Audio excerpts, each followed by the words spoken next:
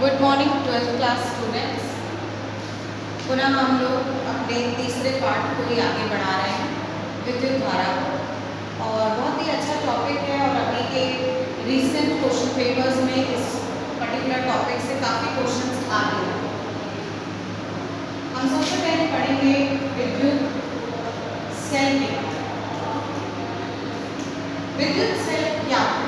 विद्युत सेल एक तरह की ऐसी युक्ति होती है जिसमें रासायनिक अभिक्रियाएं होती हैं और इन रासायनिक अभिक्रियाओं के द्वारा किसी परिपथ में आवेश प्रवाह को अनवरत बनाए रखती है। मतलब जितने भी आवेश हैं वो इन रासायनिक क्रियाओं से उत्पन्न होते हैं और फिर ये आवेश जब तारों में बहते हैं तो हमें उससे धारा मिलती है। तो विद्युत सेल एक तरह की ऐसी युक्ति है जो रासायनिक अभिक्रिया के द्वारा आवेश या धारा उत्पन्न करती है। तो साधारण तौर पे यदि हम बात करें तो विद्युत सेल का इस्तेमाल हम कई जगह करते हैं या सिंपली इसे सेल भी कहा जा सकता है। सेल जो हम टॉयज़ में, जो हम घड़ियों में, जो हम कई जगह इस्तेमाल करते हैं, रिमोट्स में, इस जगहों पर जब हम जो सेल का इस्तेमाल करते हैं उसे हम विद्युत सेल कहते हैं। विद्युत सेल की यदि हम बात करें तो विद्युत सेल जो है वो एक तरह का बॉक्स जैसा होता है जिसके अंदर कुछ द्रव्य पाया जाता है। इस द्रव्य को हम विद्युत अपघटय कहते हैं। विद्युत अपघटय मतलब एक ऐसा रासायनिक पदार्थ जो आपकी अभिक्रिया को करने में मदद करता है। इसके अलावा इसमें दो रॉड्स होती हैं जिन्हें आप इलेक्ट्रोड कहते हो, जिससे आपकी जो आवेश है वो प्रवाहित होकर बाहर आते हैं। तो किसी भी सेल में ये दो चीज़ें पाई जाती हैं। कोई भी सेल जो बनता है वो दो चीज़ों से बनता है। एक तो विद्युत अपघटय जो उसका लिक्विड पार्ट होता है, इसे इंग्लिश में इलेक्ट्रोलाइट कहा जाता है, और दूसरा जो दो रॉड्स होती हैं जिनकी मदद से आवेश बाहर आता है। इस जगह पे यदि हम बात करें तो विद्युत सेल के दो प्रकार होते हैं। ये दो प्रकारों में हम सबसे पहला प्रकार की बात करते हैं जिसे हम कहते हैं प्राथमिक सेल, और दूसरा होता है जिसे हम कहते हैं द्वितीयक सेल। प्राथमिक सेल मतलब ऐसे सेल, ऐसे विद्युत सेल जिनका उपयोग सिर्फ हम एक बार कर पाते हैं, सिर्फ एक बार, when it is used as once, सिर्फ एक बार उसका इस्तेमाल होता है, फिर उनकी पूरी रसायन का उपयोग हो जाता है और उनकी रासायनिक अभिक्रियाएं समाप्त हो जाती हैं, बंद हो जाती हैं, तो फिर वो पुनः आवेश प्रवाहित नहीं कर पाते। तो ऐसे सेल जिनका इस्तेमाल केवल एक बार होता है और सारी रासायनिक अभिक्रियाएं बंद हो जाती हैं और फिर उनके आगे आवेश प्रवाहित नहीं कर पाते, उसे हम कहते हैं प्राथमिक सेल। दूसरा जो होता है वो कहलाया जाता है आपका द्वितीयक सेल।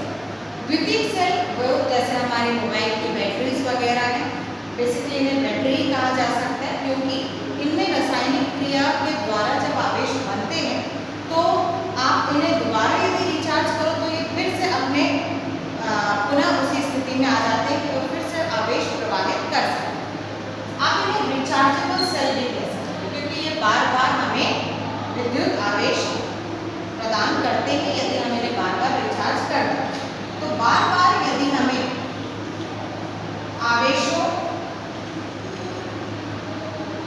को प्राप्त किया जा सकता है तो ऐसे सेल को हम द्वितीयक सेल कहते हैं।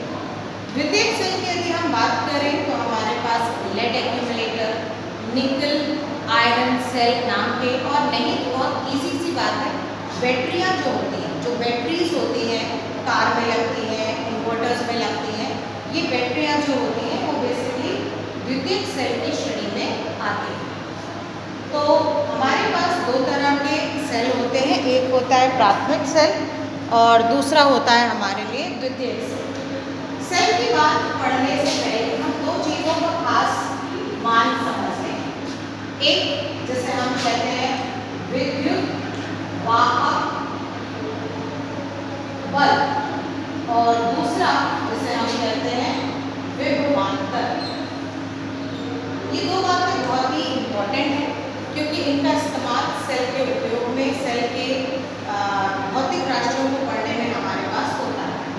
विद्युत वाहक बल को हम इंग्लिश में EMF और विभवांतर को हम लोग PD इंग्लिश में यदि हम इस बात को कहें तो इसे कहा जाता है इलेक्ट्रोमोटिव फोर्स, विद्युत वाहक बल, और विभवांतर को हम कहते हैं PD मतलब पोटेंशियल डिफरेंस। EMF और पोटेंशियल डिफरेंस, विभवांतर और विद्युत वाहक बल दोनों ही हमें सेल में प्राप्त होते हैं। कैसे? जब सेल बंद होता है, मतलब जब एक नया सेल हम बाजार से खरीद के ला रहे हैं, तो उस सेल में जितनी कुल ऊर्जा व्याप्त है, उस कुल ऊर्जा को हम लोग EMF या विद्युत वाहक बल कहते हैं। इस आधार पर यदि हम विद्युत वाहक बल का मान E निकालना चाहते हैं तो वो होता है कार्य बटे आवेश। जैसा हम जानते हैं कार्य बटे आवेश की इकाई होती है जूल बटे कूलम, जिसको हम इसमें नापते हैं वोल्ट में नापते हैं। तो वोल्ट इकाई जो है वो EMF की होती है। दूसरा हम आते हैं विभवांतर की बात करें तो विभवांतर जो है वो एक तरह का ऐसा विभव है जब आप सेल को तार से जोड़ देते हैं, मतलब जब आप उसका उपयोग कर रहे हो तब आपको जो विभव मिलता है उस विभव को हम पोटेंशियल डिफरेंस, या फिर आप बात करें तो आप इसे क्या कहते हैं, विभवांतर कहते हैं। That is V = W dash upon Q से जाते हैं। W डैश क्यों लिखा गया है यहाँ पे? उसका कारण ये है कि आपके पास जो आप सेल उपयोग कर रहे हैं, उपयोग करते वक्त जितने आवेश प्रवाहित हो रहे हैं उनकी वजह से धीरे धीरे उनमें रासायनिक क्रियाएं धीमी होती जा रही है, कम होती जा रही है। तो रसायन कम होता जाएगा तो कार्य क्या होता जाएगा, एक नया कार्य बनता जाएगा। इसलिए हम इसे V से दर्शाते हैं और इसकी भी जो इकाई या मात्रक है वो क्या है आपके लिए, वोल्ट। क्लियर? अब क्योंकि हमने EMF और विभवांतर के बारे में पढ़ लिया है तो अब हम जानते हैं सेल का आंतरिक प्रतिरोध।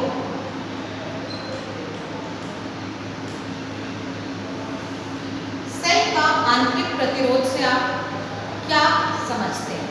सेल का आंतरिक प्रतिरोध का मतलब होता है हर सेल के अंदर, क्योंकि दो चीजें पाई जाती हैं, एक होता है उसका विद्युत अपघटन और इलेक्ट्रोड, तो इनकी वजह से आप उनके अंदर आंतरिक प्रतिरोध उत्पन्न रहता है। आंतरिक प्रतिरोध को यदि आप परिभाषित करें तो ये एक तरह का अंदर विद्युत अपघटन द्वारा धारा के प्रवाह को जो रुकावट डाली जाती है उसे हम लोग आंतरिक प्रतिरोध कहते हैं। किसी भी सेल के को यदि हम दर्शाते हैं तो वो एक बॉक्स की तरह दर्शाते हैं, उसमें EMF और छोटा r का उपयोग होता है। ये EMF आपके लिए टोटल एनर्जी है, कुल ऊर्जा है जो किसी सेल में व्याप्त होती है, और स्मॉल r जो है उसे हम लोग आंतरिक प्रतिरोध से दर्शाते हैं। ये हमारे लिए आंतरिक प्रतिरोध का मान होता है। किसी भी सेल, किसी भी विद्युत सेल के अंदर कुछ कारक होते हैं जो इसके आंतरिक प्रतिरोध को प्रभावित करते हैं। कारक जो आंतरिक प्रतिरोध को प्रभावित करते हैं। अब ऐसे कौन से कारक? सबसे पहला कारक है कि जो हम इलेक्ट्रोड का इस्तेमाल करते हैं उन इलेक्ट्रोड के बीच की दूरी कितनी है। यदि इनके बीच की दूरी ज़्यादा है तो इनके अंदर आंतरिक प्रतिरोध भी ज़्यादा होगा, और यदि इनके बीच की दूरी कम है तो इनका आंतरिक प्रतिरोध भी कम है। तो सबसे पहली बात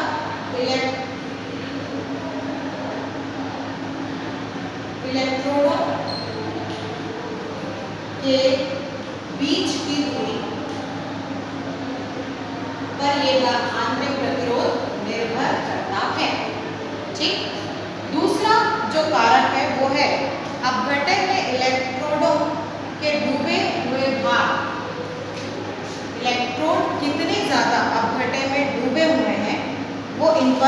निर्भर करता है। अपघटन में इलेक्ट्रोडों के डूबे हुए भाग, ये दूसरा कारक है जो ये बात बताता है कि जितने ज़्यादा इलेक्ट्रोड किसी अपघटन में डूबे होंगे उतना कम उनका आंतरिक प्रतिरोध हो। जैसे जैसे रासायनिक क्रिया होती है तो अपघटन क्या होता जाता है, घटता जाता है, और जितना अपघटन कम होता जाएगा उनका आंतरिक प्रतिरोध उतना बढ़ता जाएगा। तो अपघटन में डूबे इलेक्ट्रोडों के भाग की वजह से भी आंतरिक प्रतिरोध में परिवर्तन आता है। तीसरा कहलाया जाता है सांद्रण।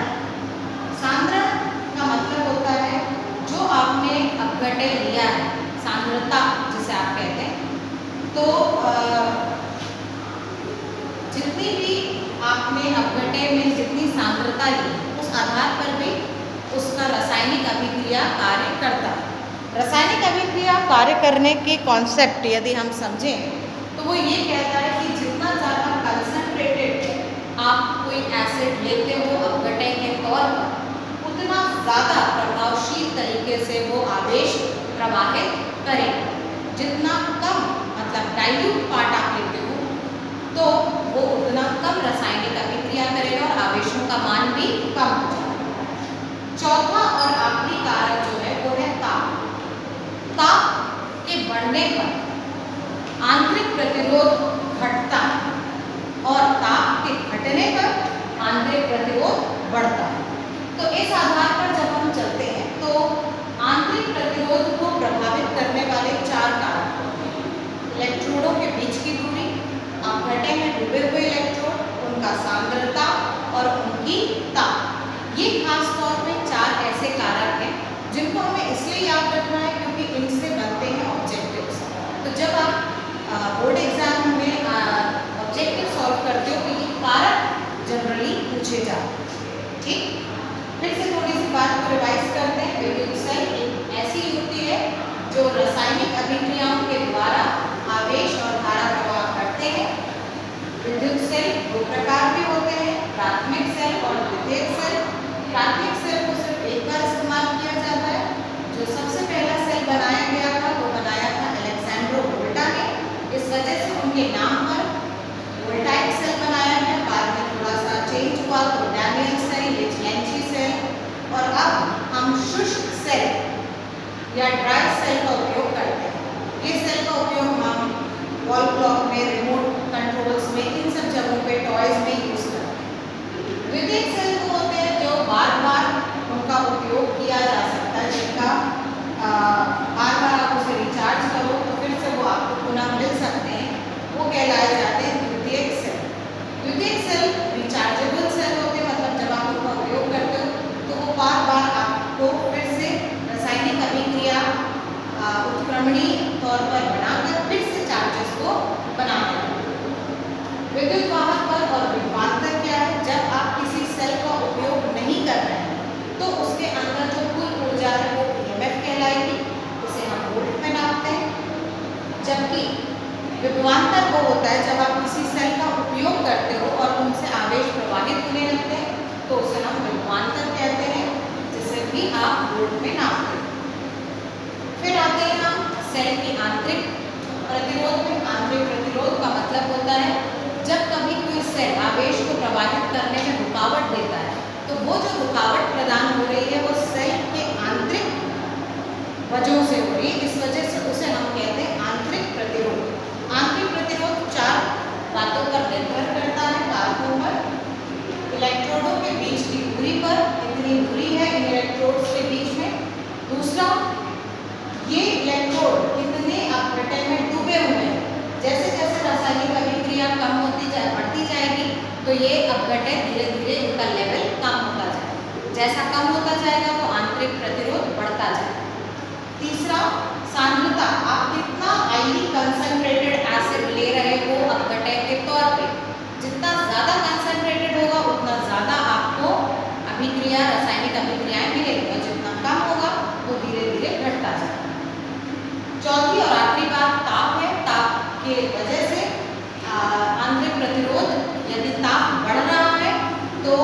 आंतरिक प्रतिरोध कम है, और यदि ताप कम है तो आंतरिक प्रतिरोध बढ़ जाता है। तो अगली क्लास में हम इसी को आगे कंटिन्यू करेंगे।